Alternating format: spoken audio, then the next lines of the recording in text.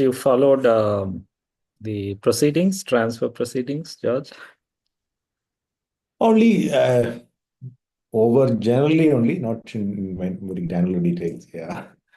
Uh, okay. So lot of news. Yes, lot happening. Yes. Yeah. Yeah. Thanks for covering during elections. We were reading very closely your coverings. Thank you. I think you made us. Hello, Professor Russell. Hello, how are you? Yes. Good morning. Good morning. Can you see me? Yes. Yes. Yes. Hey, I'm trying to get my settings properly so I can see everybody. Yes. Yes. You are right. There we go. Thanks for joining. I think, Certainly. yes, it's time. With both the panel members' permission, uh, George and Russell, we may start. Is that okay? Yes. So Deepa got an emergency. So she's stuck in Wagah border. So she may Oh, not be able to join. Uh, that is what the latest is, and she's stuck there. So she's not able to reach. So we'll then start. If that is okay with Professor Russell and Dr. George. Is it okay? Certainly. Yes, yes. Thank you. Uh, Good evening, all those who are in India, and good morning, all those who are from the United States. Hearty welcome to the U.S. India Cooperation Circle discussion series on Leading by Example, Understanding Strength and Dynamism of U.S. Presidential Elections, Transition of Power, and U.S. India Relations. This is actually the third discussion in the series. The first one we had in October, which was before the elections. We broadly touched how the US elections were going to pan out and what was going to be the impact on US India relations. The second one we had immediately after the elections in December, where we analyzed how the voting patterns were, what were the issues, and so on and so forth. And this is the third in the discussion series, where you all know the transfer of power took place on 20th. So this discussion is focusedly going to look at transfer of power. Three perspectives we are going to look at: historical, contemporary, and comparative. We have an eminent panel, Professor Russell Riley, co-chair of US Presidential Oral History Program from the University of Virginia, who is going to look at the historical and contemporary perspective. And we have Dr. George Varghese, resident editor of The Hindu, who will look at the comparative perspective, US and India especially. He will look at the comparative one. We will also have youth perspectives from young scholars from especially Christ University and Nalanda University. And we will also have lead audience who will have the questions and comments. And of course, you're all most welcome to ask questions and make comments in the end of the presentation. Once again, I welcome the panel heartily. It is also our privilege to welcome all the faculty members, scholars, and students of various universities, colleges, and think tanks. As I said, Professor Deepa Vallapalli, who was to moderate the discussion, she had an emergency, so she could not make it, but she will be joining in the next discussion.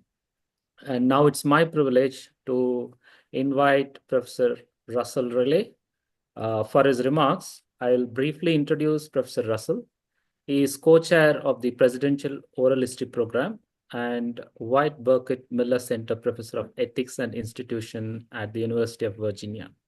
He has conducted hundreds of oral history interviews for the Miller Center on every president from Jimmy Carter to Donald Trump.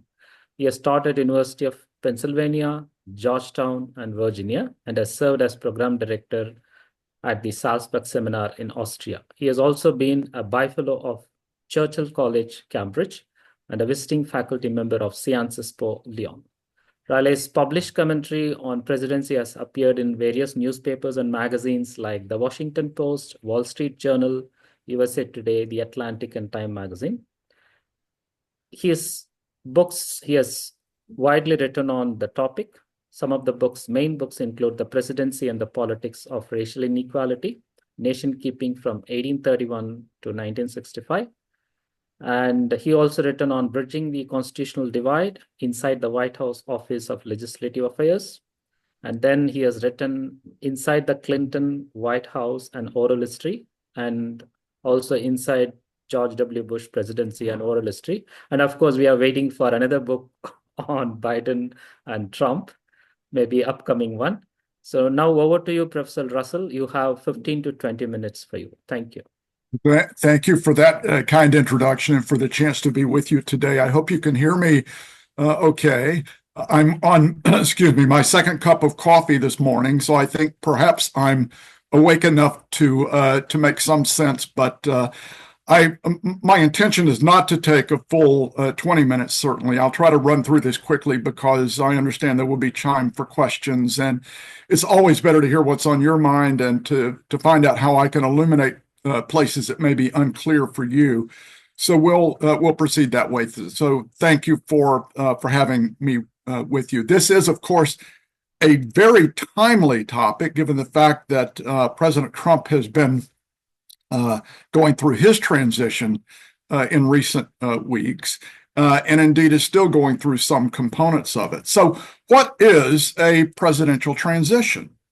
Strictly speaking, it's that formal period of time running from Election Day in early November to the moment at which the president is sworn in at the time of the inauguration in late January. That period runs roughly 11 weeks and then refers to the process of the handing over of the government to the incoming administration from the outgoing administration. And during that period of time, the incoming president, fresh off a very taxing period of time in running a campaign, now has to decide on a host of major issues. What is it that he's going to make his highest priority in the administration?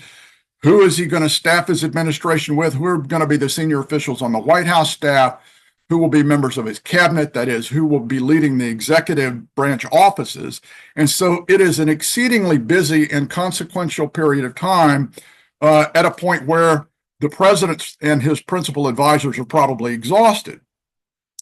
Often in describing this period, we use the metaphor of a relay race, right? I mean, if you've seen the 4x100 relays in the Olympics, it's the business of one runner handing the baton over to the next one. And to some extent, this metaphor works. It's apt in the sense that there is the end of one leg of the relay and the picking up of the other. But in at least two ways, this metaphor is vastly oversimplified.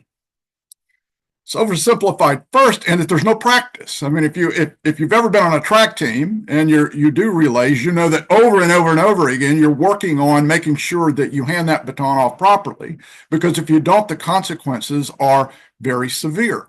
There is no practice in the handover of the government from one to the next. And so presidential transitions are always improvisational. Now, there are experts who exist to provide guidance to the incoming administration. My own center has experts in this area. The Brookings Institution and other places. There are major transition projects in the U.S., but they can only describe and make recommendations. They can't just, they are not actually in the driver's seat when it comes to managing a transition. And so again, they educate and try to improve what happens in a very improvisational environment, but they can't completely fix it. But there's a second and more profound flaw in the metaphor from the track team, and that is, at least members of a track team are headed in the same direction, on the same team.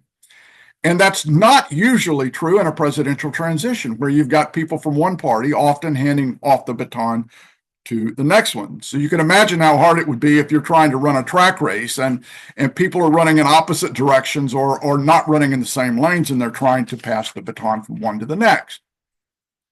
Now, it's a complicated and improvisational process, but let me hasten to add that it's made somewhat easier by the fact that every presidential administration that I've examined, with one exception, has taken it as a solemn duty and an obligation to the Constitution to make sure that as they are outgoing from the White House, that they do everything they can to simplify the process for the incomers, even if they've just been defeated in the campaign and they disagree profoundly with what the incoming administration wants to do. There's a sense of this profound obligation to make sure that things go well. The one exception was, of course, in 2020, when President Trump, who was contesting the outcome of the election, elected not to cooperate very thoroughly with the incoming Biden administration. I would say that based on what I've seen so far, that President Biden and his people did a very fine job of trying to help President Trump come into the office through his transition. Now, I've been asked to speak about the historical nature of this 11-week period of time. And so I've done a little bit of work on this. Several years ago, I was doing a piece of research for a newspaper column that I was writing about transitions. And I thought to myself, well, I wonder when the formal term presidential transition actually first came into usage. And I was actually quite surprised. I went into electronic databases for major newspapers. And the first instance I found of the use of the term presidential transition in a major newspaper was in October of 1948. Why so late? The United States government had been in existence since 1789. There had been elections every 4 years, transitions generally every 4 years. So why was it not until 1948 where the concept of a presidential transition becomes important enough to have a term designated for it? And I think there are three reasons for this delay. The first is that until the 1940s, really, the president had a relatively modest job description.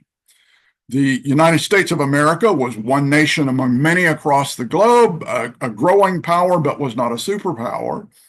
And it was only as a result of World War II and the growth of a major presidency under Franklin Roosevelt, who used exceptional authorities to defeat the Great Depression in the 1930s, and then during the course of World War II to win that war with alliance cooperation. So the president, who then has his finger on atomic weaponry, becomes a vastly more important figure in the globe than he was even 20 years before then.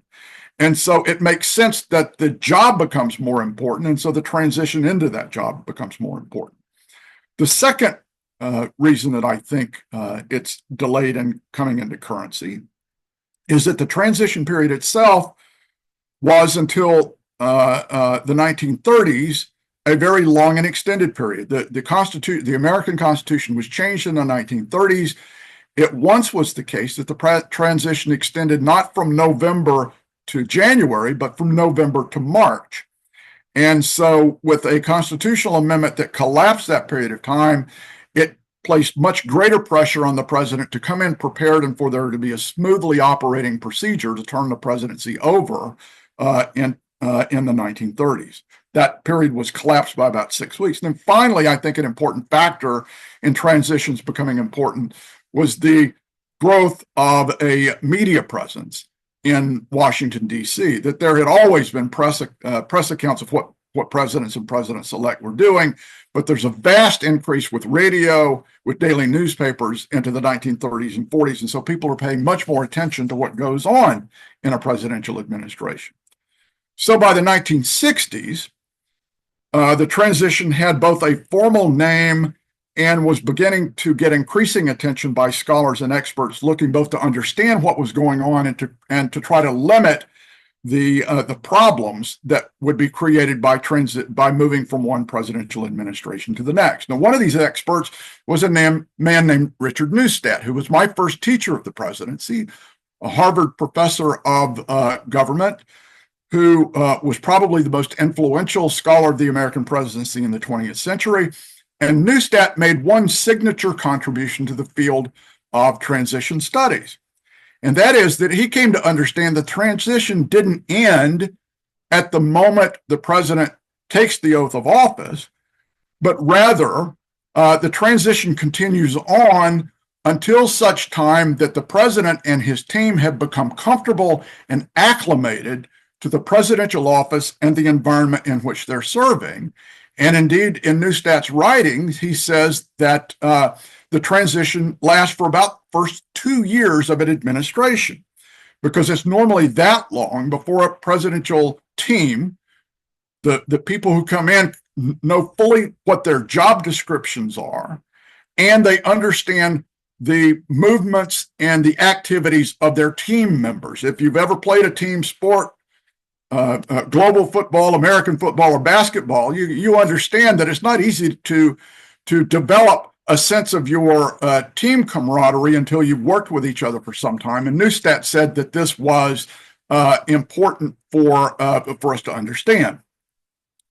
Neustadt was also moved to write about this because of his own experience. He had worked on John Kennedy's transition in 1960, and through hard-earned experience, came to see what happens when people don't know their job descriptions very well. And the classic instance of this for Neustadt was the Bay of Pigs invasion in 1961. And I won't go into all the details of this. I'll simply throw it out there. This was an effort by the American government to undermine Fidel Castro in Cuba. A plan was developed under Kennedy's predecessor, Dwight Eisenhower, to use covert forces to go into Cuba and try to uproot Castro. But the central idea was that the United States wasn't to be seen to be involved in this in any way. And it blew up catastrophically in April or May of 1961, just months after Kennedy came into office. He said, "My God, I can't believe how stupid I was. How could I possibly have embraced this terrible plan and besmirched my reputation in the United States of America?" And the reason was the newness of the office. They had come in, Dwight Eisenhower, a military figure who had organized the D-Day invasion as a United States military general. He inherits this military plan or this covert plan from Eisenhower. He doesn't want to question it. The members of his team come in, they inherit a plan. They don't fully understand it, but they know what their jobs are. They don't know whether it's okay to question what Eisenhower was doing. And so they gave a green light to a plan that had terrible flaws that they wouldn't have done had they waited another 6 months to make sure that it was settled. This scarred Kennedy. It scarred Neustadt, who spent a good deal of his career afterwards trying to figure out what the hazards of transition are and how to fix for them. In sum, Neustadt's observation was that presidents make terrible mistakes in the first year or two as a result of the transition because it is a time of maximum ignorance. They don't understand fully the job that they have, and maximum arrogance. They have just succeeded in doing something that was impossible, which is in winning the presidency of the United States. So this combination of ignorance and arrogance is a toxic combination for incoming presidents. Now, this brings us then to the current situation, Donald Trump. And what's particularly interesting about President Trump is he's been in the office before. So in some respects, he knows what the levers of power look like. He's been there before. What we don't know is how well his team knows this. He's surrounded by new people. They are ignorant of one another. They are ignorant of the ways he conducts business. And it's going to be a while before they figure out exactly how each other operate as members of the team. Maybe more importantly in this instance is this question of arrogance. Having returned to office after a period out, only the second American president ever to have done this, behind Grover Cleveland over 130 years ago. What we can't know is whether this sense of destiny that the president has may lead him to some own goals. There may be self-destructive things looming on the horizon that Neustadt would encourage us to pay attention to. So with that as the history, let me stop and turn it over to my colleagues and would welcome your questions at the appropriate time. Thank you. I think that was a profound and perceptive remarks from Professor Russell. He has touched on very interesting aspects like conceptually what is presidential transition, and he tried to divide first 2 years and next 2 years and what happens during the transition, and he metaphorically put it like relay race and so on and so forth. And most interesting thing is about he ran through history, three interesting reasons he pointed out, like power, period, and media. And he also touched on ignorance and arrogance aspects. So thank you, Professor Russell. I don't think we could have got a better perspective on this historical and contemporary view on the presidential transition. Thank you so much. Now I invite Dr. George Varghese to make his intervention. To introduce Dr. George, he is the resident editor of The Hindu. He is not a new face to us because we all read this newspaper day in and day out. And his coverage during the presidential elections was widely read, I must say, George. Before joining Hindu, he worked at um, ex- at the Indian Express, Hindustan Times, and he was a very commended journalist where he won several awards, including Ramnath Goenka Journalist of the Year, Prem Bhatia Memorial Award, and Transparency International Award. And George has actually, I must say, he risked his life for many things for his reporting. I think some of the constituencies did not like the way he reported, so he risked his life actually. But he did serve for the country and for the people to bring out a lot of stories on the table. I think he's one of the noted journalists, known journalists. Thank you, George, for joining, and thank you for your time. Now I kindly invite to make your presentation. Thank you. Thank you, Professor Manoharan. Thank you, Professor Russell. Great privilege to be with both of you here. And thank you, the Christ University, for thinking of me when you thought of this event. And so, as very much as the case with Professor there, Russell there, I also don't think I can actually speak for 20 minutes, but I'll take maybe 5 or 7 minutes to share with you some comparative thoughts on how this transition from one government to the next happens in India, particularly in comparison with the United States. That is a context that we have assembled here. So the fundamental difference between the two countries, though both these countries, we always constantly refer to them as the oldest democracy and the biggest democracy. So the fundamental difference in the election and the transition is that in the US, it is a chief executive who gets elected after one term for the next one. The chief executive's relationship and accountability to the legislature is fundamentally different from the way it is organized in India.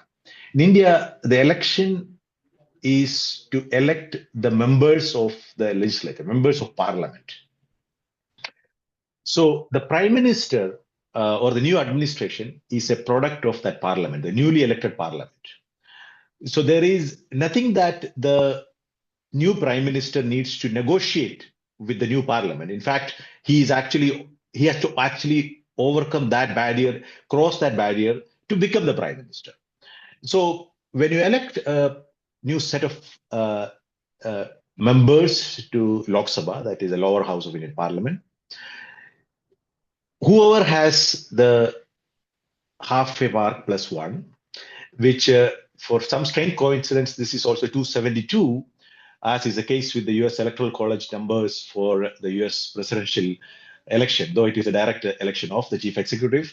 So you have to have 272 members of parliament supporting you to be eligible to become the Indian prime minister. And so in many cases, that is pretty much predetermined, because you know if a party is winning, the leader of that party will be the prime minister. And therefore, when you are actually voting to elect the member of parliament, you are indirectly voting for the prime minister who you may have in mind. But not very infrequently. In fact, quite a few times, prime ministers were not visible when the elections were taking place. You had no vision into who could be the prime minister. The most recent one is the case in 2004. Nobody knew Manoharan Singh could be the prime minister of India, who actually was the prime minister of India for 10 years, 2 full terms. In 2014, it was different. Everybody knew if the BJP were to win the election, Narendra Modi would be the prime minister. So the transition is actually negotiated before the new administration takes over, in the sense that the transition is the transition negotiation is in the Lok Sabha, in the event of no party winning an absolute majority. There is a bit of negotiation that takes place. Even when a party wins majority by itself or with coalition partners, there is a negotiation that is among those people who constitute that 272 majority, but who actually could be the chief executive of the country. So that significantly is the most important component of transition from one administration to the next. The nitty-gritties of the policy or how governance will function during that process, we have a kind of unique method. I don't know whether that is unique. Yes, I think broadly one can call it, but the concept of a caretaker government. So between the election results and the swearing in of a new prime minister, the previous prime minister continues as the caretaker prime minister. We call them caretaker prime minister. So it is, I think in the US, it is usually called the lame duck administration, which is in charge of routine stuff, but not really taking any policy decision. But this time also, the lame duck administration also in the US has taken very significant decision, including more funds for the Ukraine war to significant other decisions within that lame duck period as well. Now that apart, so the new government that comes into place after the previous one, there is no large number of political appointments who are outside of parliament to be made by the prime minister, because the prime minister and his cabinet also are actually creatures of the legislature. They are all members of the legislature. If they are not, they will have to be elected to parliament, upper or lower house, within a span of 6 months. So it is very closely bound in that sense. So what happens during a transition from one prime minister to the next prime minister, how the new one takes command from the previous one, that transition, the nitty-gritties of files and taking the prime minister to understand the processes of governance, etc. That also, I would say, it is much smoother in India than in the US, for a simple reason that Professor Russell mentioned, which is US presidents are relatively new to Washington, DC, unlike Indian prime ministers who have actually pretty much spent a whole lifetime as members of parliament. They've gone back and forth between state and national politics. And finally, by the time they make it to the prime minister, they would be in your 60s and 70s sometimes. Yeah, even touching 80. So they know pretty much. They've already seen quite a bit of national government, and they've been, in most cases, they were at least a union cabinet minister. They've seen they worked with a prime minister earlier. Rajiv Gandhi, who was an exception, who became prime minister without being a union minister, but then he lived with the prime minister, as his mother was the prime minister. So in Narendra Modi's case, he never held a position at the national level, but he was a chief minister for a long time. This is not comparable to who Barack Obama was or Donald Trump was when they actually became the president of the United States, the most powerful country, the most powerful military, the most powerful economy. So that transition, and also the team that they bring along are relatively new people. They need really extensive briefing on what it is, etc. I mean, the 20-year-olds who are part of the new administration, who are coming. I mean, in India, you can't even imagine the minimum age of contesting the Lok Sabha is 25. The minimum age for contesting the upper house of Parliament, Rajya Sabha, is, I think, 35. So that kind of the people who come in as any new administration in India, they have spent a lifetime in politics and in significant critical posts of governance. The people who are joining in as new entrants into the new Council of Ministers, they start at the bottom of the ladder, who would be a Minister of State, who will be working under a cabinet minister for several years before they could expect a promotion as a union cabinet minister. So, but anyway, so the change from one prime minister to the next prime minister is largely a bureaucratic exercise that is managed and navigated by India's permanent bureaucracy, which has got a reputation of itself. They've been there forever. I mean, in fact, it goes back to the pre-republican days. Pretty much the same structure, the legacy, and the mechanics of how the British imperial bureaucracy worked has been adopted by the new independent state of India, and they remain the navigators of the transition. What is called the Union Cabinet Secretary, who actually oversees the swearing in of the mechanics of the swearing in of the new government, the new prime minister and new council of ministers, and have a bureaucrat, the secretary to that department, who will be continuing from the previous administration. So until the first reshuffle of the bureaucracy, the permanent bureaucracy takes place under the new Council of Ministers, they continue. So there is a continuity from the previous to the next. So those are the secretaries who will continue to brief the ministers. In fact, all technical information, details of decisions and how they're conducted, they're all drafted, routed by these permanent bureaucrats. Most of them are from the Indian Administrative Service, most of them, but there are other services as well, you all know, including the Indian Foreign Service, who would be the Foreign Secretary, would be a Foreign Service officer. So they continue. So even when the new government or the new prime minister comes in, the change of personnel in that sense is only marginal. You can actually change some people around, but from within that pool of people. Secretary level appointees, people who are eligible to be secretary to the government of India at any given point in time, maybe 50, 60 people. So from the Congress to the BJP, that transition happens. So you may not like a secretary, or you might find somebody else more convenient and more aligned with their policy priorities. You have to look from within that 60 people or 75 people to find a new secretary to guide the new minister. So in that sense, from the transition from one government to the next is much smooth, and it actually does not require the kind of month-long or week-long preparation and briefings and hearings that go on, as in the case with the US, because the cabinet is not part of US Congress. So you have the accountability of the cabinet to US Congress is enforced through other mechanism, like you have a confirmation and then you have hearings later on, etc. So here they are members of parliament, and they're expected to be present in parliament when the parliament is in session. They have to take questions on a regular basis from members, not as occasional briefings and hearings. It is a daily affair when parliament is in session. These are broadly the comparative elements, components that I could think of when you look at these two countries, the biggest and the largest and the oldest democracies of the world. I will be happy to take questions if you have any. Yes. Thank you. Thank you so much, George, for putting things in perspective, especially the comparative perspective between US and India, namely the oldest and largest. Basically, you touched the differences in the system. You acknowledge differences in the system, namely parliamentary and presidential.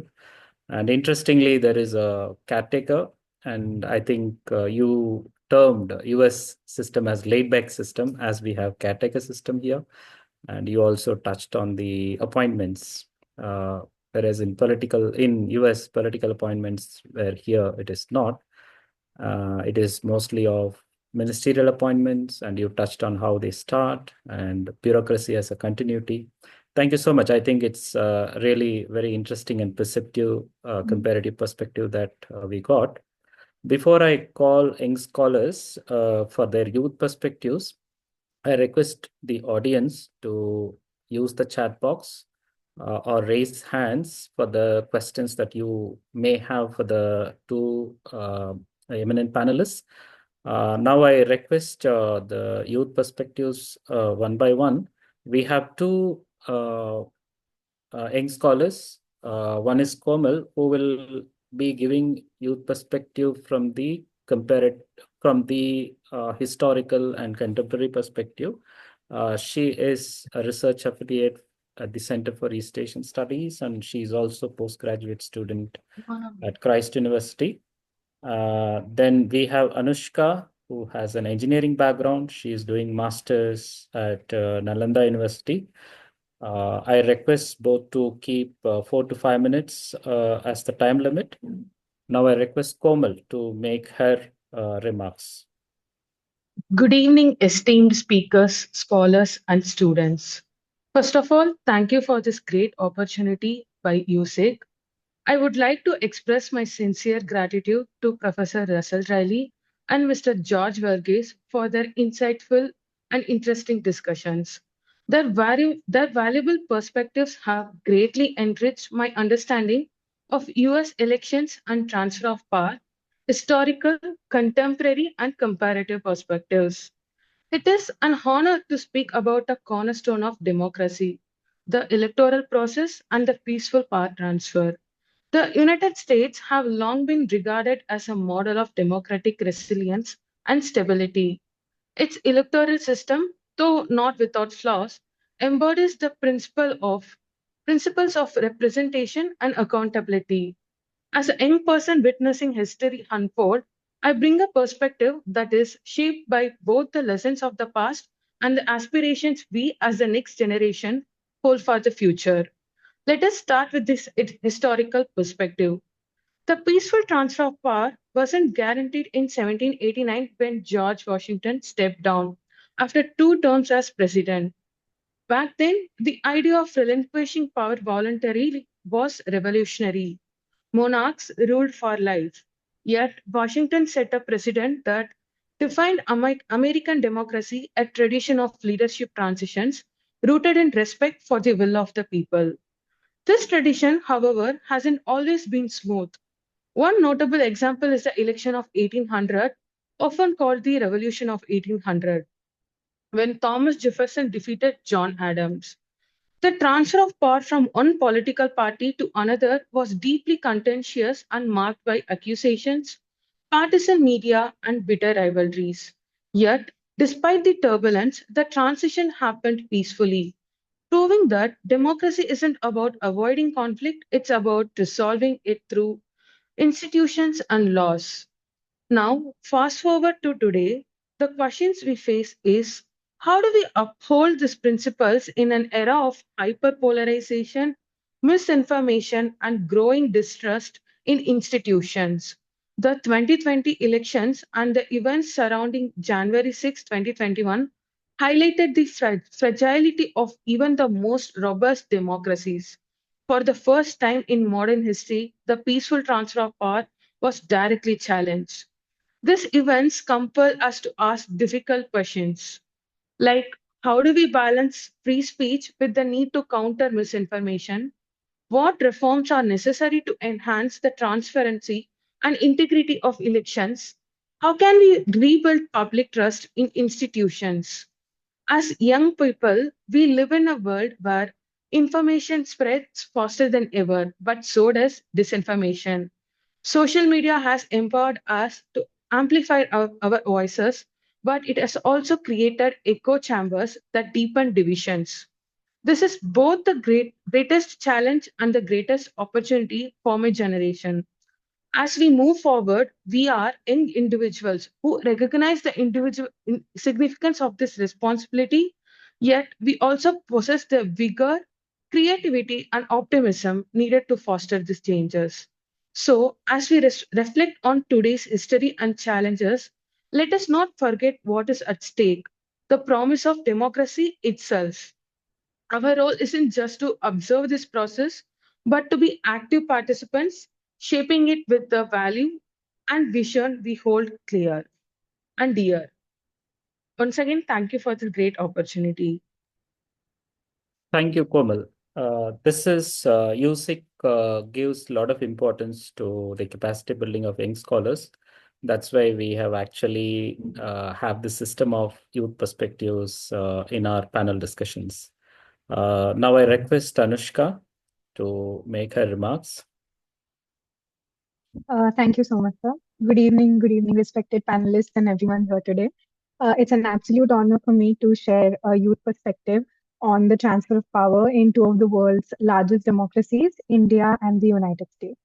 Today, from my perspective, I will talk about the symbolic and practical aspects of these transitions, the lessons we as the youth can learn from them, the resilience of their democratic systems, how they shape governance priorities, and their impact. In the US, the transfer of power is deeply symbolic and a powerful symbol of democracy. Every 4 years, on January 20th, the president elect takes the oath of office, starting a new chapter. This transition is backed by a system built to keep things stable, even during tough times. The previous election presented challenges, but what stood out was the strength of institutions in upholding democratic principles. And equally notable was the outgoing government's acceptance of the people's decision, ensuring a smooth transition. India's transitions differ from those of the United States in many ways. The 2014 general elections marked a historic shift when the BJP, under the leadership of Prime Minister Sri Narendra Modi, came to power after a decade of Congress led governance. What stood out was how smoothly the transition happened, with the outgoing government respecting the people's decision. So, this moment reflected India's ability to embrace change through the democratic process. It also increased focus on developmental oriented governance, with initiatives like Digital India and Make in India showcasing how a transition of power can energize a nation and drive new priorities. One significant difference between the transitions in the US and the India is how they affect government jobs. So in the US, when a new administration takes over, thousands of people are appointed to important roles in the federal departments. So this brings in fresh ideas and gives new aspirants a chance to shape policy. At the same time, the career civil servants stay in their roles and make sure that there's stability while the new team settles in. In India, the civil service system stays stable. So bureaucrats keep their positions no matter what party is in power. So governance continues without any interruption, while new governments can bring in fresh priorities and give civil servants opportunities to take on new responsibilities and lead important projects. So both the systems ensure a balance of continuity with progress. For young people, these differences show that change can be handled in different ways, one with more flexibility and the other with steady consistency. It's also more than about just who comes to power. It's about the lessons that we can learn. So as young people, these transitions are a call to action. While we may see these events as distant from us or our lives, but they impact us directly through the policies they bring, the priorities they set, and the global message that they set. So, in conclusion, I quote former US President Ronald Reagan: the best way to protect the American dream is to preserve the principles that make it possible. Hence, the transfer of power is not just about changing leadership. It's about ensuring that the country remains true to the principles set by its founders, principles that support policy continuity and growth and guide the nation forward. It's about ensuring that the values of freedom, accountability, and strong governance continue to shape the future regardless of political changes. Thank you again for the opportunity. Thank you. Thank you, Anushka. Now I request the panelists, eminent panelists, you heard the two youth perspectives. I would like to respond to them if you have any observation on their perspective. This is what youth in India think about the transition of power, both in US, India, in historical, contemporary, and the comparative perspective. I would like you to respond to them if you wish to just throw some light on what you think about their observations. Professor Russell first. Yeah, thank you. I have to say that I'm deeply, deeply impressed, and I'm also honored. There is something deeply encouraging to me to be having this conversation with somebody literally on the other side of the world who has such a profoundly good understanding of American history and the institutions that we have. Americans tend to be too proud of what we own. And to the point, I used the word arrogance earlier, but we can be sometimes insufferable when it comes to discussion of our politics. But I think there's both much admirable in our history and things that we have that we shouldn't be proud of. But there is for me as a countryman of this nation a great deal of pride in listening to the two of you talk in such a well-informed way about I hope that the young people in our colleges and universities are as well informed as you are and as thoughtful as you are. And if they aren't, then I extend you a warm welcome to come here and educate us, because we seem to be underappreciative these days of our own history and our institutions. And I hope that's something we can restore. So thank you.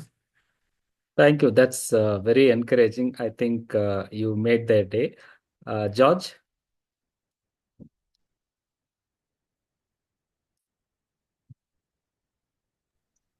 Yeah, I mean, I share Professor Russell's feeling on this one. I think I must say both Komal and Anushka did an outstanding job in understanding, processing, and articulating a very, very intense, deep, thoughtful appreciation of these two countries and various components of it, like from disinformation to the character of the bureaucracy in India. I think within that 5-7 minutes, I think both of you, Komal and Anushka, you did an outstanding job, and it makes me. When I was your age, I don't think I could have said all this. So I think that's all what I could say. Thank you. Thank you so much. That's really motivating for them. And this is what the purpose is, where the building up the next generation of scholarship is all about. Before we get into the questions from audience, since this is panel discussion, I would like the two of the eminent panelists to engage with each other. Firstly, I would request Professor Russell to pose any questions to George that you wish to engage, so that our audience would get more enlightened because, as you rightly said, you are from the other side. So how you wish to probe the Indian side in a comparative perspective, or anything you wish to dwell more into it, because of the I understand you are conscious about the time, so we have some time so that we can little bit more dwell, so that we can widen the discussion. So Professor Russell, you can engage with George for a couple of minutes, and Okay. then I request George to come back and pose certain questions to you. Thank you. Okay. No, I think the thing that I would be most interested in hearing from George about, if it's appropriate, is sort of the observations or concerns in India today about the restoration of a Trump presidency, and I don't mean in necessarily a critical way, but more a question about what the temperature is among the leadership in India, and whether there are special anxieties, or is this being viewed as an opportunity for changes in the U.S. India relationship that you'd like to see that hasn't transpired over recent years. And again, as I confessed when the original invitation came to me, I fear that I have a horrible ignorance of virtually all things Indian, and so this is an opportunity for me to get educated. Well, I don't know how qualified I am to tackle all that, but yes, as far as anxiety is concerned in Indian strategic establishment, I think President Trump has achieved that quite a bit. So I think because Trump was president once and it is coming back. So the current government of India, the characters and the leadership, they have dealt with one Trump administration and they assume that they have a reasonable understanding of the unpredictability of President Trump. Right. So that, to the extent that it is reassuring, that is one component that is noted here. The overall impact that could that it could make, the Trump 2 could make for India-US ties. On that question, I think to use a cliche, there is a mixed feeling about that, because there are some components which the Indian strategists think the Trump administration would act more favorably or more aligned with the Indian view of things. For example, India's relationship with Russia, China, etc. They think that, okay, a Trump administration would be more aligned or at least more appreciative of India's concern and priorities compared to the outgoing Biden administration. That is one aspect of it. Secondly, there is a general feeling proven by historical experience that President Trump's overall indifference, if you will, or a general tendency to be not very interfering in questions about internal democracy, human rights, so those questions, which the Biden administration was quite proactive in, at least in rhetoric. We do not know how substantive those things were translated into. I think a new Trump administration is expected to be much more hands-off on those counts. But at the same time, what a new Trump administration is expected to fare relatively more hostile vis-a-vis India compared to the outgoing Biden administration is on questions of immigration, Indian immigration to the United States, people who are undocumented Indians who are already there in the United States, and trade relations. There were some preferential treatment that India used to get under a WTO provision, which the previous Trump administration had cancelled, which could never be restored if my information is, I'm recalling it correctly. Even Biden administration could not restore it. So those kind of hostile trade policies would come back again with much more ferocity under a new Trump administration compared to the outgoing administration, which is benign, if not favorable on those questions. These are broadly the thoughts that one could pick up in Delhi. But as we don't know, I mean, some of it is actually already playing out on the question of birthright, citizenship, etc. People of Indian origin, as you would know, are a majorly impacted by that one decision alone. Yeah. And China? Yeah, on China, the Democrats have always President Trump appears to be quite unequivocal about stating that China is the adversary of United States, and therefore whoever is in a partner with on that question is an American partner. And in doing that thing, there can be friendship with Russia, is broadly how Indians would read a Trump foreign policy from the Indian context. Whereas the Democrats, they, by clubbing Russia and China in the same category at one level, and when they have to take a choice, they have to make a preference, they appear to prefer China over Russia in global things, which was the reverse of what Indians would like it to be. Yeah. Thank you. Okay. I think before I ask George to pose question to Russell, I just wanted to ask Professor Russell, this one, you were asking about the apprehension in the administration in India, but which George responded, but there is apprehension among the people, especially the middle class, about what will happen to H-1B visas and the citizenship for even those who are born to non-citizen US immigrants, and so on and so forth. There is a lot of apprehension here. What I wanted to ask was about what what is the people? You must be having the pulse of it being there. What is the people of America thinking about this transfer of power now? It's been November, elections have happened. It's been now 2 months.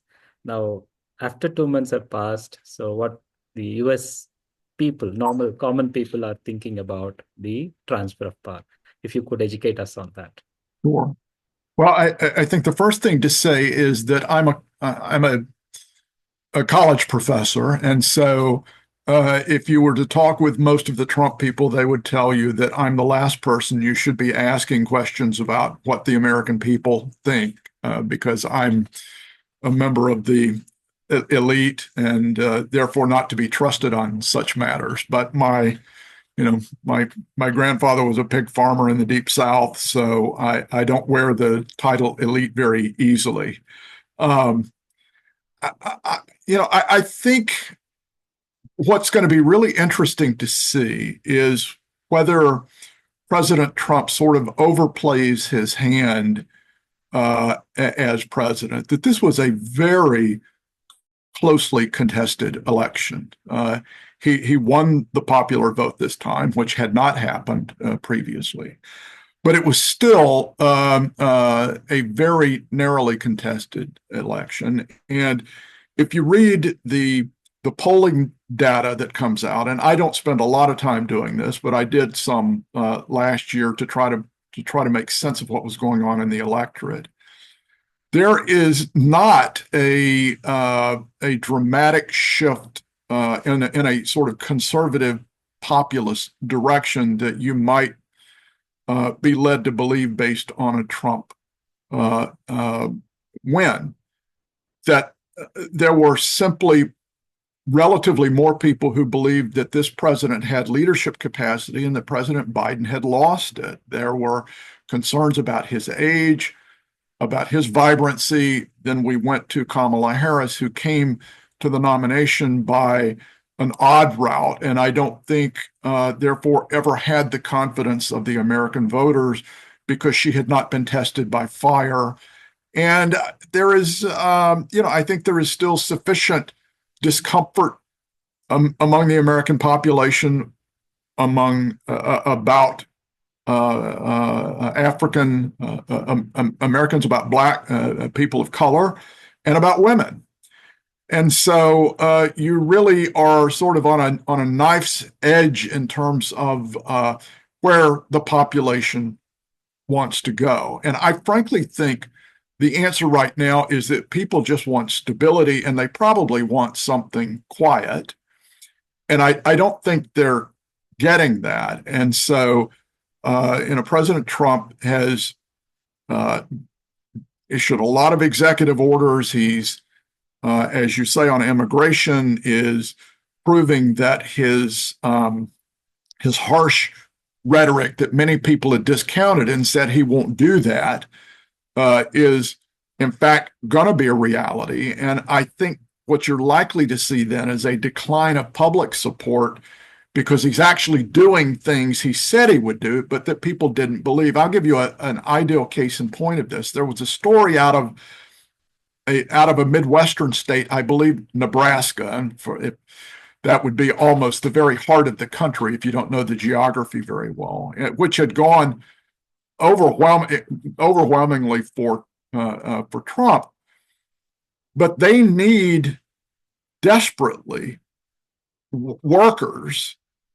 They've mainly relied on Mexican immigrant workers to staff up their industries and agriculture, and they're going to be devastated if they can't get these workers. And if you do the polling in that state, and again, I think it was Nebraska, probably 60% of the people said, I support Trump, but I don't think he's going to do what he says he's doing.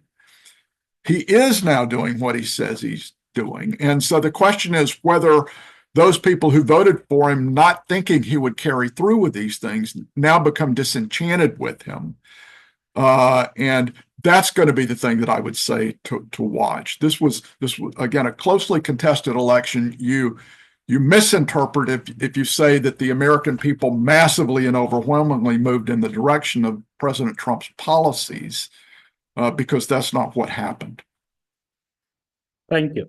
Now I quickly turn to Dr. George to pose your questions to Professor Russell. Thank you, Professor Manoharan and Professor Russell. So in fact, you have partly addressed what I was meaning to ask, the contradiction within the Trump tent.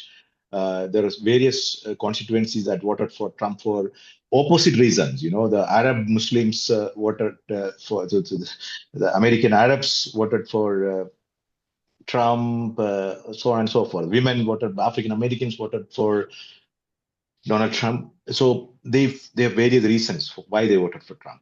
So does that amount to more to the possibility that this vote was a negative vote, a rejection of the Democrats than an approval of Donald Trump? That is one question. Second question, I have three quick questions. One I've done, two more. Second question is, Trump, in the previous administration, he was very clear about a very confront China, seek some possibility of a collaboration with Russia, which could not happen because of other reasons, despite he wanting it. But now he has a Secretary of State who is very much the establishment American politician, who is not quite like the president himself on all these issues. So how will that dynamic play out? That is question number two.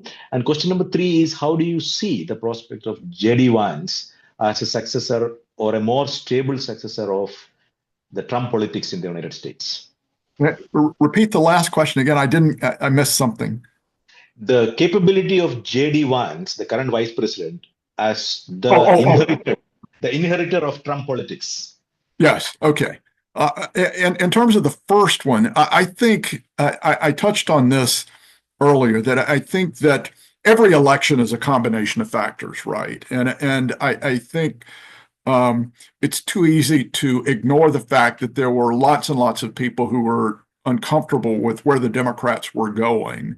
And because President Biden, as you recall, who decided not to run in the middle of an election year, which was an unprecedented thing to happen, it upset the dynamic of the election. And for a while, it looked as though Harris would be able to take advantage of that, but she did not.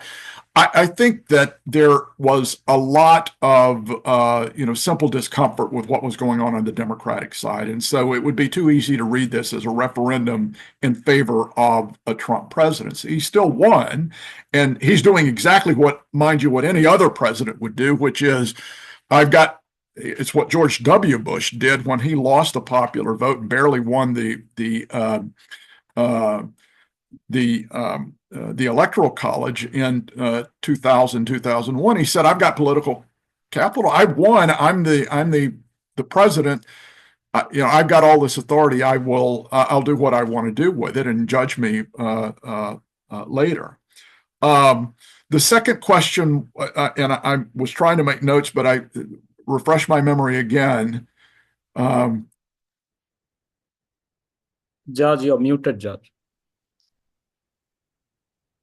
The Secretary of State Marco Rubio and President Trump are not quite aligned on most of the politics.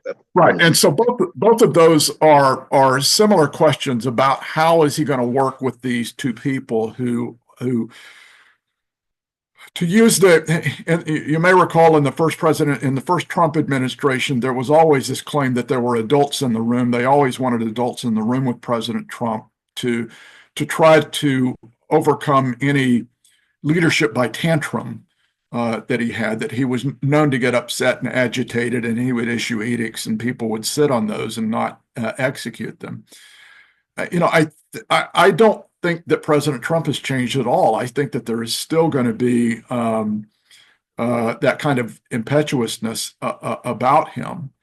But it's largely the source of his success. People see it as authentic. They like the idea that he's honest with his emotions, and they think that this sort of destructive impulses actually is creative destruction. And you see that even in the tech industry, right? Creative destruction as being a core idea. So with his Secretary of State and with his Vice President, I don't see them as providing the kinds of guardrails, to use another term from the first administration, that some people think they may be. I could be wrong about that. I think it will be a little bit easier for the Secretary of State because he's not in the building, right? He's over at the State Department a few blocks away and is having to tend to a lot of stuff going on overseas. And so I think it's possible for Secretary Rubio to carve out more of an independent existence and probably to do a lot of traveling and a lot of behind the scenes work that may be more conventional than we would anticipate. I don't think J.D. Vance is going to have that luxury. He's in the building. I used to jokingly tell my students the one job of a vice president is every morning to sneak into the residence wing of the White House, to quietly tiptoe over to the side of the president's bed and to hold a glass under his nose. And if vapor appears on the glass, to sneak back out and take the rest of the day off, because that's what a vice president's job is. It's to be there if the president dies. What will be interesting to follow, given what we've discussed about tech and so forth, though, is Vance is very tightly knitted in with these high tech titans, and of course there's a special interest, I would think, in India because of his marriage. So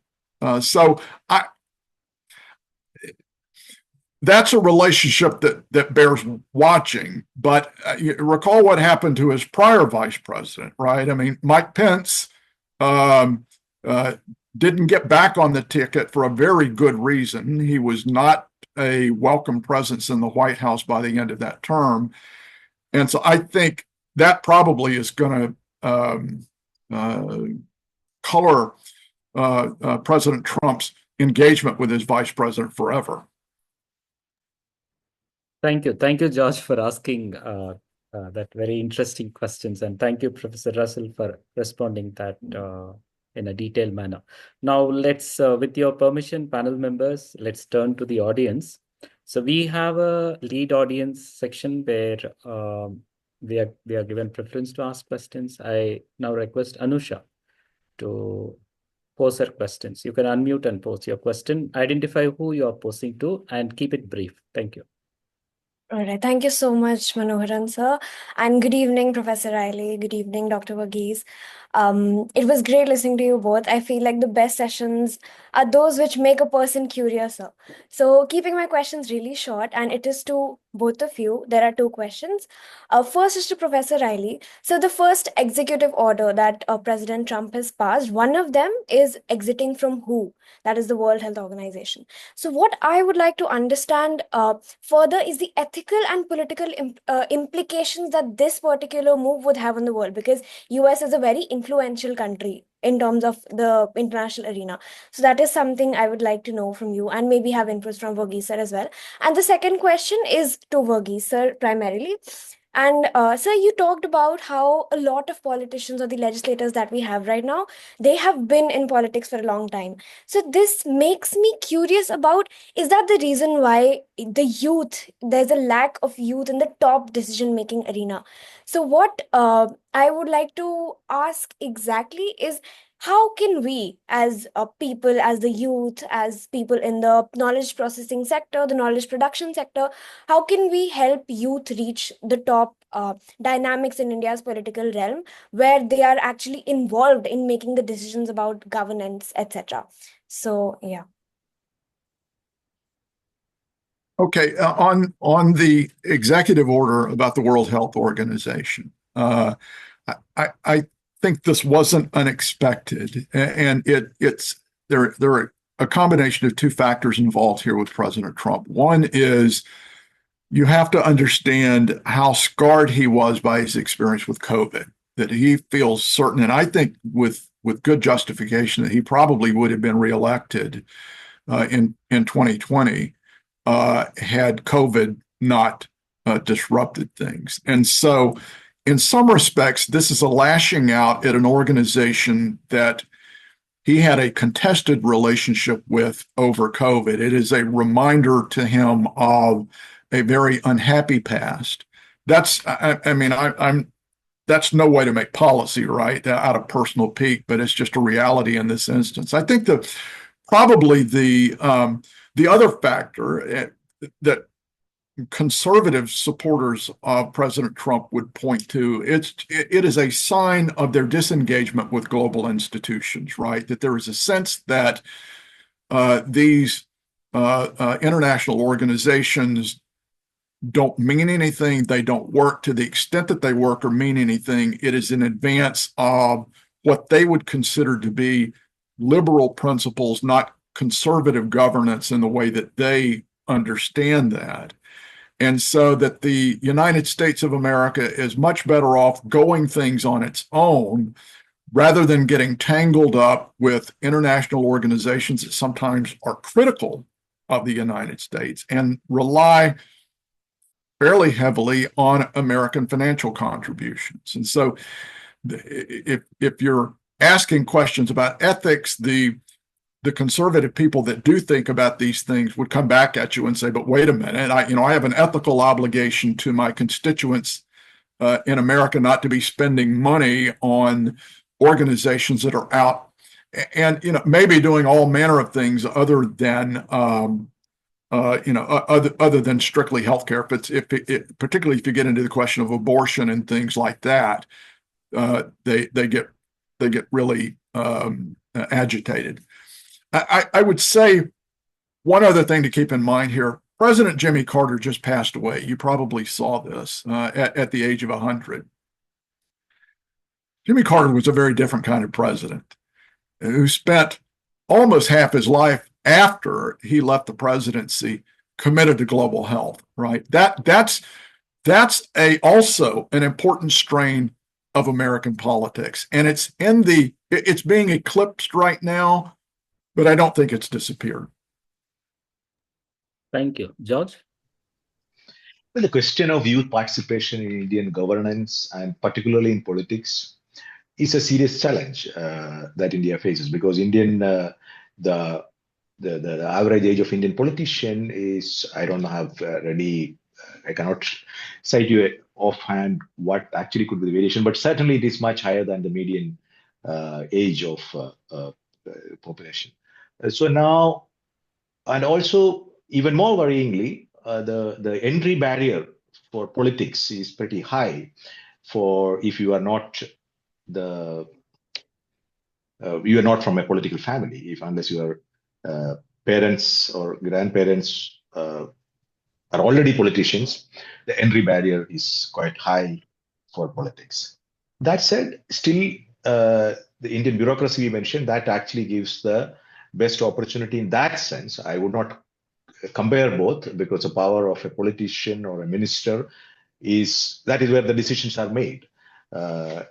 But the good thing is that you have a significant youth representation in the bureaucracy because the people who are the permanent chief executives of a given district, which is a vast area, is always somewhere between 25 and 35, I would say. So in that sense, there is a lot of youth representation at that level, number one. And in the personal staff to most of these ministers, they are very young officers that they are there. But I totally take your point, and it remains a challenge that there should be politicians who are cabinet ministers who are of much younger profile, younger age. That is a major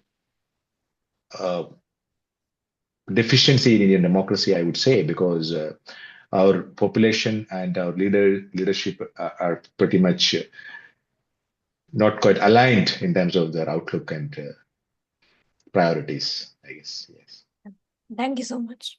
Thank you, George. Now I request Rockton to unmute and ask your question. Yeah. Good evening to everyone present here, and good morning to Dr. Russell. So, first of all, it was a really nice session, including by my classmate Komal and the rest of the panelists. So, my question is to Dr. Riley. So the first question I would like to ask is, back when during the presidential transition from Trump to Biden back in 2020, there was real concern of democratic backsliding in the US. And fast forward to 2024, there is a staggering number of 13 billionaires in Trump's cabinet, and that is including the influence that Elon Musk is now wielding in the cabinet. And we also had Joe Biden display his concerns about a growing oligarchy within the US government. So, how do you feel are Biden's concerns legitimate about such an oligarchy growing within the US government? So the basic question is about the emergence of an oligarchy in the United States and how we might deal with that. That's correct? Yes, that's right. Okay. Yeah. I no, I mean, I share the concerns. Less because of the nature of the electoral outcome than by how President Trump has chosen to consult about the development of his administration and to staff his administration. I mean, if you looked at the inauguration pictures the other day, the ceremony was held inside, and there was a row of very prominent tech titans, including Elon Musk and Tim Cook from Apple and a number of other. These are people, mind you, that I sort of recognize, but I'm of a generation that most of this came after me, and so I don't follow all of these things. I still think it's a more than a minor miracle that I'm sitting here having a conversation with you on my computer with you. I'm assuming you're halfway around the world, then this is not some game that somebody's played on me, and you're all in my in my basement someplace here. But anyway, to get back to your point, that's a weak attempt at humor. I don't know these people, but the thing that is concerning, particularly with Musk, is the extraordinary degree of access that these people have had, and their demonstrated ability to get him to to President Trump to do things that they want him to do. It's hard to know where this is headed, but there don't appear to be any of the normal constraints on this, in part because the Republican members of the House of Representatives and the Senate have very largely fallen into line behind what the president is attempting to accomplish. And the fundamental principles of American politics have always been equipoise. It has always been a system predicated on checks and balances.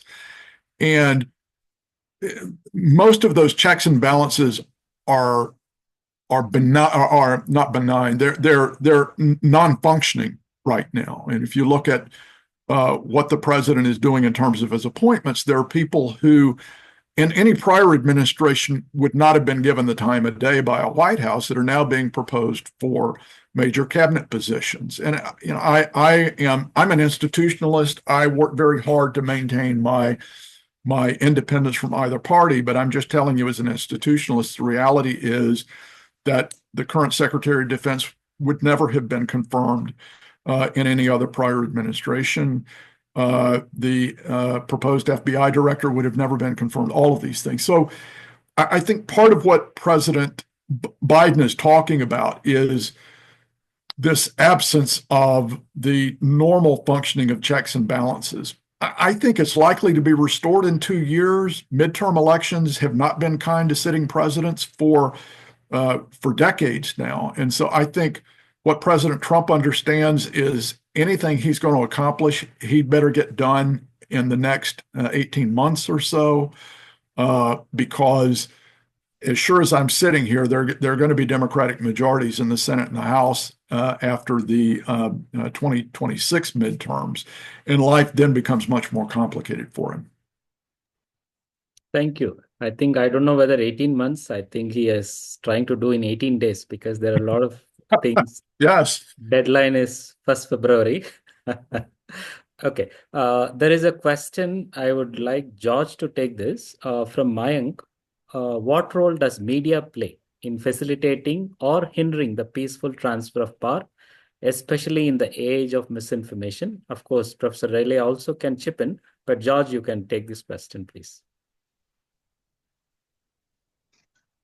Well, I think that is that will have to be a topic of a debate which can go on for days on end. But yes, media has come to play a very destructive role, for the lack of another word, both in the US and in India, generally speaking, in democracies everywhere, because media amplify very partisan kind of political argument.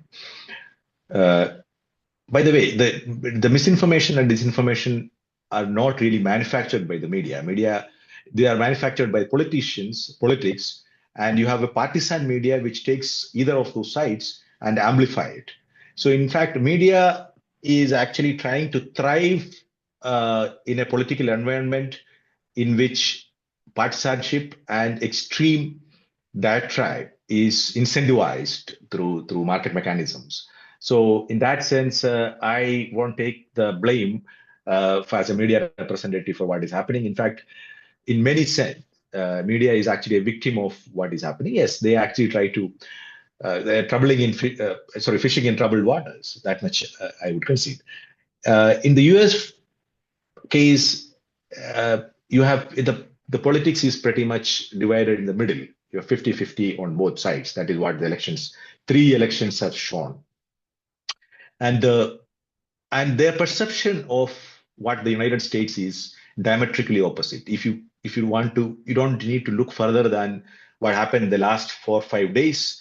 One set of people who are considered patriots by 50% is considered as anti-national by the other side. You look at the list of pardons that the outgoing president and the incoming president have given to people.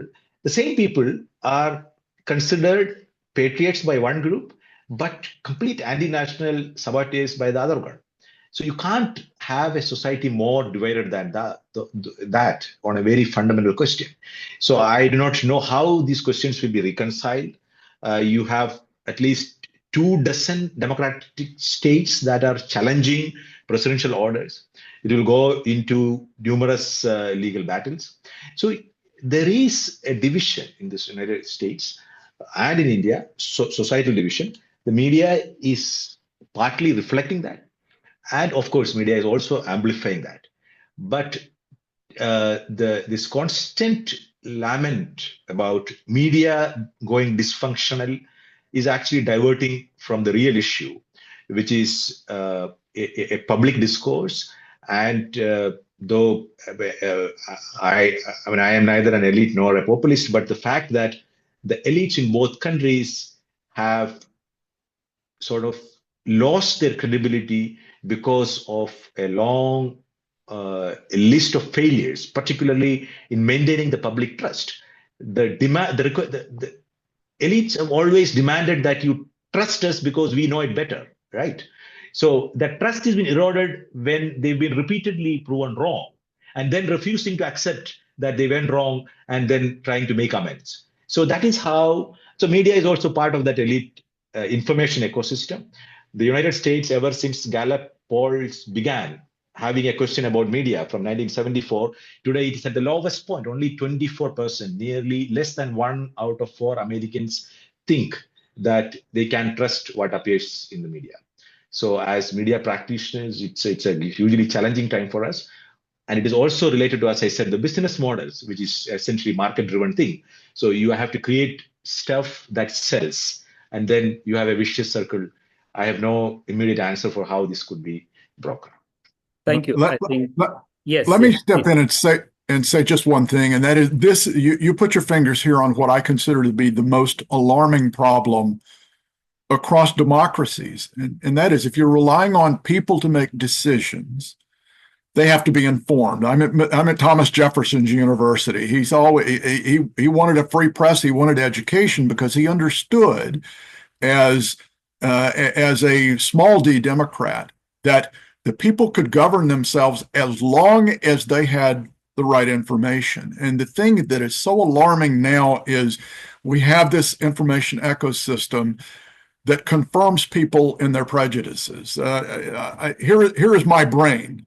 I sit on my brain all day, and anytime I need to think, I can pull it out of my pocket, and I become Aristotle based on what that instrument tells me. I don't know how this is fixed. I hope these brilliant students that you have assembled here have answers for this, but it is to me the single most worrisome problem we have. Yes, not only you, we also in Indian professor community also have. We share your. We have huge list of questions. In the interest of time, I think I request to keep it very, very brief. Mohammed Saptain, you have 2 questions, but keep it 1 because we need to give chance to others. Just 1 question you can choose. Keep it very brief to who you are asking, please. Yes, sir. Greetings, panelists, and thank you for this insightful session. So my one question was based on the oligarchy and Elon Musk involvement, but since that has been answered now, I would move on to the second question. My second question is that since Trump sweared in as the president of the United States, he has revoked 80 executive orders of Biden's administration. So considering that particular fact, regarding the administration, linking it with administration, there might be a huge discontinuity in the administration. So giving that particular fact, how will there be continuity in the administration, or how is this going to have the impact on the long run since there is a breakdown of these executive orders? Thank you, sir. Okay.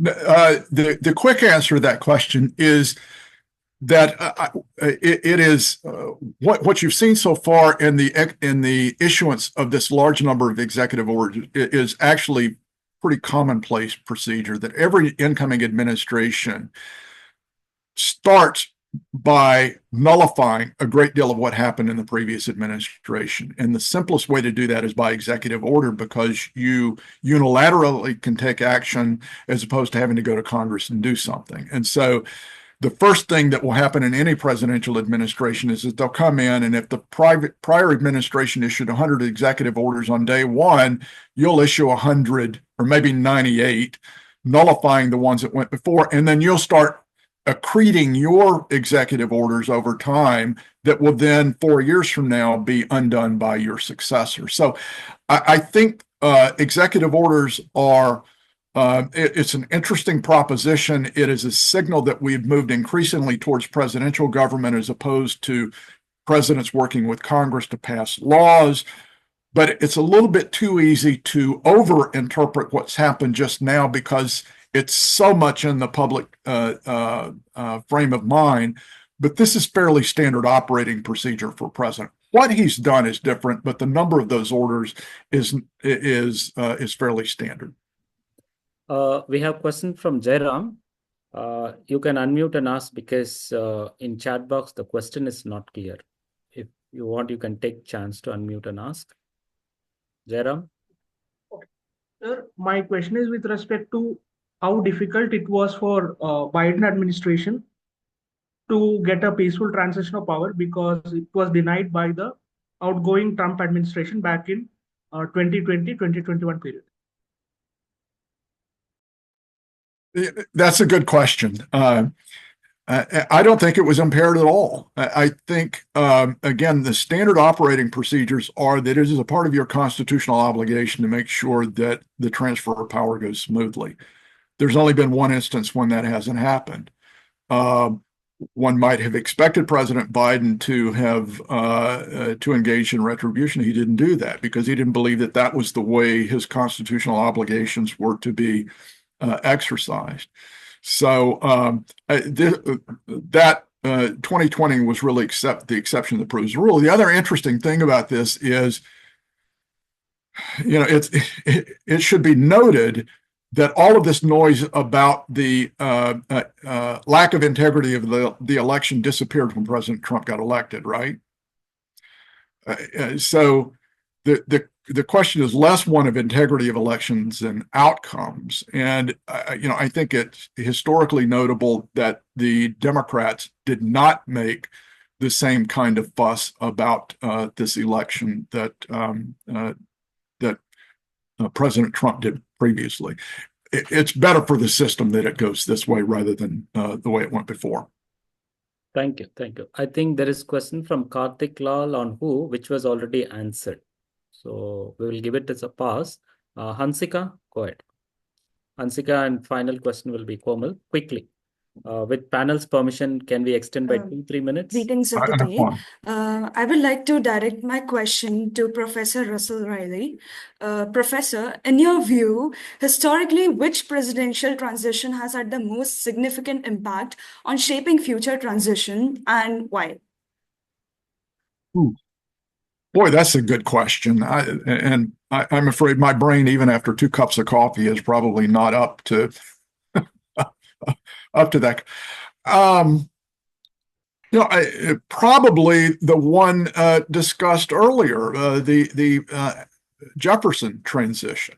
That could have been, and after the election of 1800, that could have been the end of the American experiment, which had only existed for about a decade at that point. And the presidency had been in the control of Washington and his party. Jefferson had a different notion.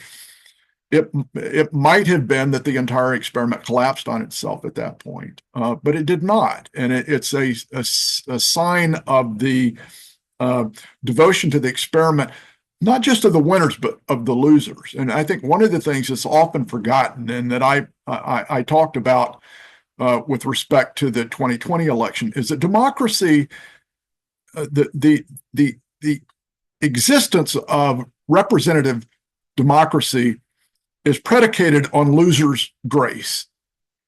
If you lose an election, you accept the results and are willing to wait to fight another day. You don't try to bring the halls of the temple down on your head. And I think that's part of the reason why the pardons of the January 6th offenders, to me, is so consequential, is so constitutionally consequential, because these were people who fundamentally did not believe in losers' grace. And you cannot have a functioning electoral system without that, without the willingness of people to accept that they've lost and live to fight another day. Thank you. Komal?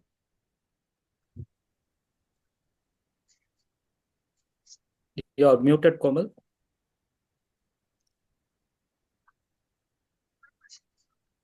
You can use other system.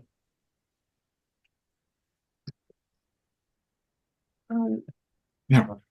Okay, so one hand, Trump administration had announced national energy emergency and promoted orders to use fossil fuels and scrapped Biden's administration's clean energy investment, which encouraged renewable energies. We can also see that he's executive order to withdraw for Paris climate action. So what kind of example that it gives for the younger generation, and doesn't it set a wrongful precedent not to believe in climate change actions as such? Yeah, I will tell you that I agree with you on this, that it's alarming. I think this is an ongoing battle in the United States, and part of this relates to the economics of energy production and the distribution throughout the country in terms of the politics of this. There are lots of states that benefit from oil and gas production, including it's not just places like Texas, but it includes places like Pennsylvania, which were that was a crucial swing state this past time, and they advantage a lot from the use of fracking to get fossil fuels out of the ground. So, I mean, this is one of those classic economic problems where there are, the supply and demand doesn't really work just right because the politics is so infringed on it. I think my guess is, and I have a terrible record of predictions, so don't go out and wager on this, but my guess is that in 4 years' time, things will change back, that this is going to be a difficult 4 years for people who are concerned about the environment and climate because President Trump demonstrably is not. But I think based on the ebb and flow and the swing of things and my own understanding of American politics, that if things don't get catastrophic within the next 4 years, then a recovery begins at that point. And my hope is that we return to something that looks more like a normal exercise in American politics than what we've had for the last 8 years or so. But it's entirely contingent, mainly on people like you. I've gotten to be an old man. I don't know how this happens. Probably some of the rest of you are experiencing this too. But the good news in listening to young people like you is that I think we're going to be in better hands when you come along than given what a mess that we've made of things. Thank you. Our apologies. We exceeded time by 6 minutes. But I must say that both Professor Russell and Dr. George did a wonderful job. When we were planning on this, the first thing that come to our mind is two of your names. And when we contacted you, readily agreed. We didn't have a lot of effort to hunt for resource persons. And you came to our mind, you readily agreed. And we are really grateful to you. Now I request Kishore, research affiliate from the center, to formally thank you and the audience. Kishore. Good evening, everyone, and good morning to joining us from the USA. I'm honored to propose the vote of thanks for this evening. Firstly, I would like to express my heartfelt gratitude to our esteemed panelists, Professor Russell Raley and Mr. Varghese George, for their valuable insights and contributions to today's discussion. Your perspectives have enriched our understanding of the topic and sparked meaningful conversations. I extend my sincere thanks to Ms. Anushka Androlikar and Ms. Komal Pooja for sharing their youth perspectives, which added a fresh and dynamic dimension to the discussion. I also thank the lead audience members and students who have joined up from universities across the country, Nalanda University, Pondicherry University, St. Joseph, and Mount Carmel College for their participation and support. Taking this opportunity, I thank our moderator, Dr. Manoharan, for steering the discussion and ensuring a smooth flow of ideas. Lastly, I'm grateful to everyone who joined us this evening for your engagement and thoughtful participation. Your presence truly reflects the importance of these conversations in fostering understanding and collaboration. We look forward to having you with us for our upcoming events. Thank you all once again and have a great evening and morning ahead. Thank you, Kishore. Thank you all. We'll be having next round of discussion under the same theme. That will be on impact of elections on the foreign policy. This will be in February. We'll keep you informed. Very nice having you, especially the panelists. Once again, I heartily thank you for spending extra time from your busy schedules. We look forward to having you again. Have a nice day and have a nice evening. Thank you. Thanks, everybody. Bye-bye.